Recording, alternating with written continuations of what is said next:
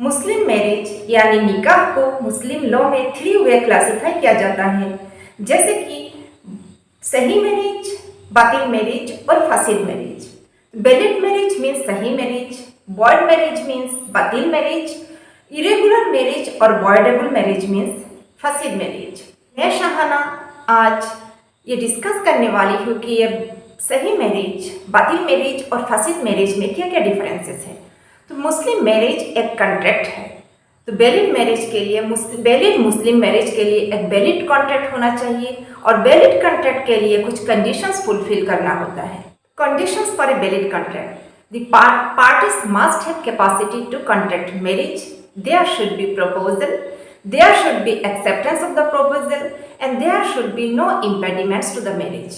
मतलब मैरिज में कोई इम्पेडिमेंट्स होना नहीं चाहिए। मतलब जो प्रोहिबिटेड रिलेशनशिप में शादी नहीं हो सकता, उन सब प्रोहिबिटेड रिलेशनशिप में अगर मैरिज कॉन्ट्रैक्ट हुआ तो वो वैलिड कॉन्ट्रैक्ट नहीं होगा, वो वैलिड मैरिज नहीं होगा। Capacity to contract marriage: any Muslim with a sound mind who has attained the age of puberty has a capacity to marry। कोई भी मुस्लिम अगर मेंटली साउंड है और उन्होंने प्यूबर्टी एज अटेन कर लिया हो तो वो मैरिज कॉन्ट्रैक्ट के लिए कैपेबल होता है। Marrying a person of different religion: तो any Muslim women cannot marry a non Muslim man. कोई भी मुस्लिम औरत किसी नॉन मुस्लिम मर्द से शादी नहीं कर सकता, मैरिज कॉन्ट्रैक्ट नहीं कर सकता। Any Sunni Muslim man can marry a non Muslim women if she is किताबिया। कोई भी सुन्नी मुस्लिम मर्द किसी नॉन मुस्लिम औरत से शादी कर सकता है अगर वो किताबिया हो। तो किताबिया मतलब belongs to the religion which is related to the holy books, जैसे कि क्रिश्चियनिटी। तो एक सुन्नी मुस्लिम मर्द एक क्रिश्चियन औरत से शादी कर सकता है, मैरिज कॉन्ट्रैक्ट कर सकता है। A Shia Muslim man can not marry a non Muslim women if she is किताबिया। तो एक शिया मुस्लिम मर्द किसी नॉन मुस्लिम औरत से शादी नहीं कर सकता अगर वो औरत किताबिया हो तो भी शादी नहीं कर सकता। Any person converts to Islam before marriage then there is no bar. कोई भी अगर बिफोर मैरिज इस्लाम में कन्वर्ट होते हैं तो वो मैरिज कॉन्ट्रैक्ट कर सकते हैं, उसमें कोई वाद नहीं होता। Proposal and acceptance: there should be proposal and acceptance कबूल for a valid Muslim nikah. Void marriage यानी बातिल मैरिज: तो any married women cannot contract another marriage when her husband is alive and marriage is subsisting. कोई भी शादीशुदा औरत और दूसरा मैरिज कॉन्ट्रैक्ट नहीं कर सकता अगर उसके हस्बैंड जिंदा हो तो, और या उसकी शादी अभी तक टिका हुआ हो तो। सच मैरिज इज वॉइड मतलब ऐसे मैरिज बातिल होगा। The bar of consanguinity renders a marriage void. तो कंसेंजुइनिटी में जो प्रोहिबिटेड रिलेशनशिप है उनमें शादी करने से वो वॉइड होगा। जैसे कि a man cannot marry his ascendants as for example mother, grandmother, how howsoever।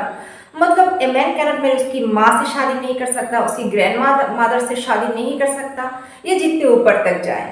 A man cannot marry his descendants that is daughter, grand daughter, how howsoever।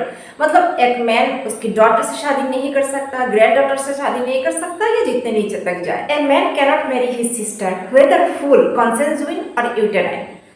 तो ए मैन उसकी सिस्टर से शादी नहीं कर सकता, वेदर फुल मतलब जिसका माँ बाप सेम हो, कंसेंजुइन मतलब फादर सेम हो लेकिन मदर डिफरेंट हो, या यूटेराइन मतलब मदर सेम हो लेकिन फादर डिफरेंट हो। तो ऐसे सिस्टर से शादी नहीं कर सकता। A man can not marry his niece, great niece and how howsoever। तो ए मैन उसकी भतीजी से शादी नहीं कर सकता, उसकी भतीजी की बेटी से शादी नहीं कर सकता, या जितने तक जाए।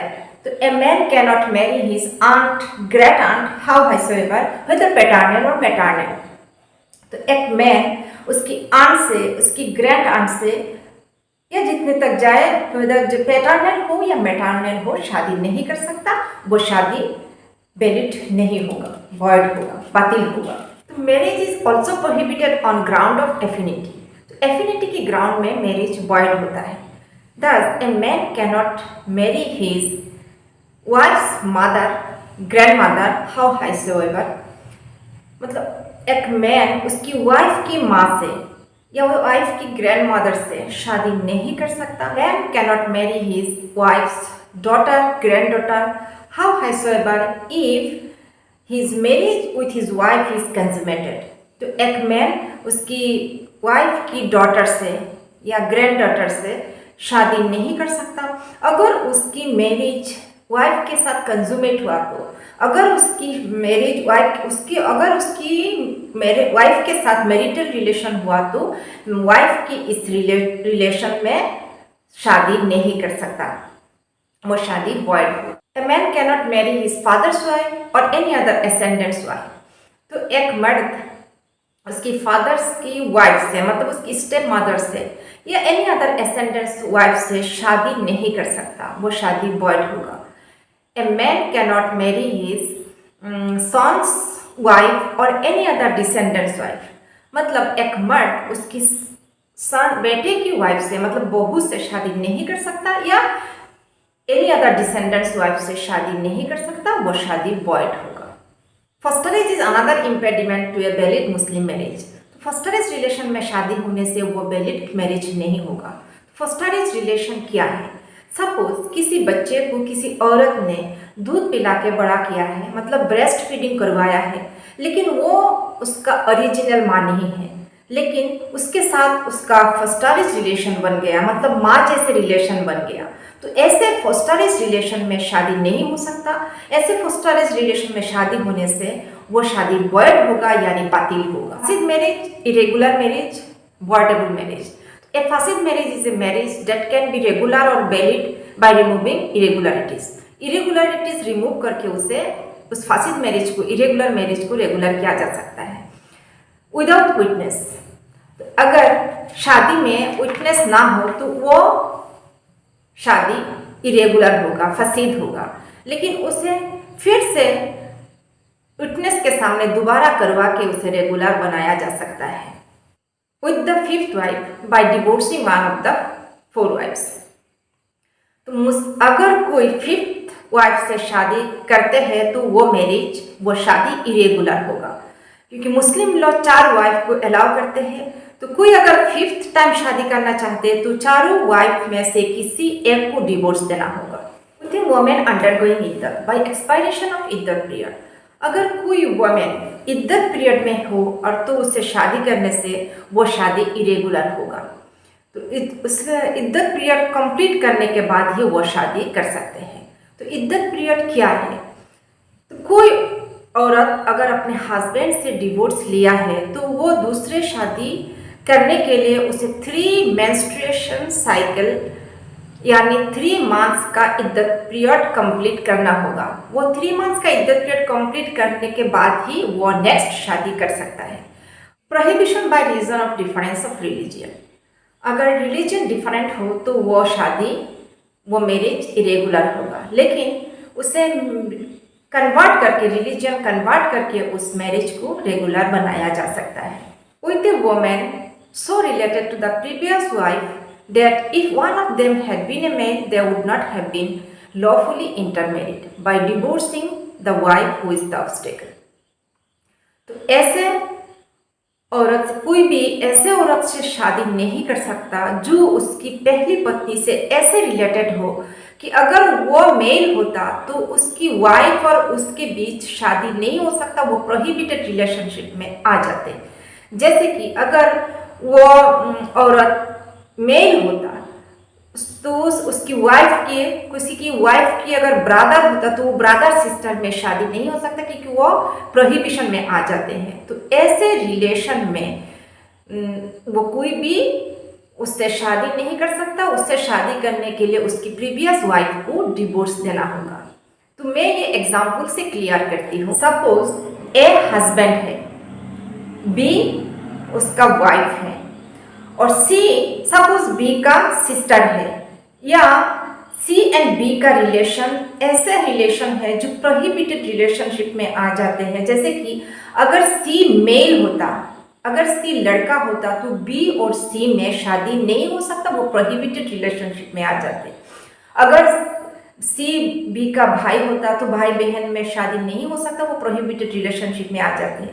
तो ऐसे सिचुएशन में ए सी से शादी नहीं कर सकता, ए को सी से शादी करने के लिए बी को डिवोर्स देना होगा, तब ए सी से शादी कर सकता है, वैलिड मैरिज कर सकते हैं। तो यही था सही मैरिज, बातिल मैरिज और फासिद मैरिज में डिफरेंसेस। तो मेरी नेक्स्ट वीडियो में ये बताने वाली हूँ कि मुस्लिम लॉ में तलाक की क्या क्या टाइप्स है और तलाक कैसे मिलते हैं। तो अगर कोई भी लॉ स्टूडेंट्स यानी जो लॉ की एग्ज़ाम की प्रिपरेशन कर रहे हैं, अगर मेरे वीडियोस देख रहे हैं और अगर उन लोगों को लगे कि मेरे वीडियोस से कुछ नॉलेज मिला है, तो वो लोग मेरे चैनल में कमेंट्स कर सकते हैं और मुझे सजेस्ट कर सकते हैं कि मैं उन लोगों को कैसे वीडियोस चाहिए। मैं ज़रूर कोशिश करूँगी कि ऐसे वीडियोस बना सकूँ। तो मेरे चैनल को सब्सक्राइब करना मत भूलिएगा और साथ में बेल आइकन प्रेस कीजिएगा ताकि मेरे नेक्स्ट वीडियो का नोटिफिकेशन मिले। तो thank you for watching my video. फिर मिलती हूँ नेक्स्ट वीडियो में, तब तक के लिए बाय बाय।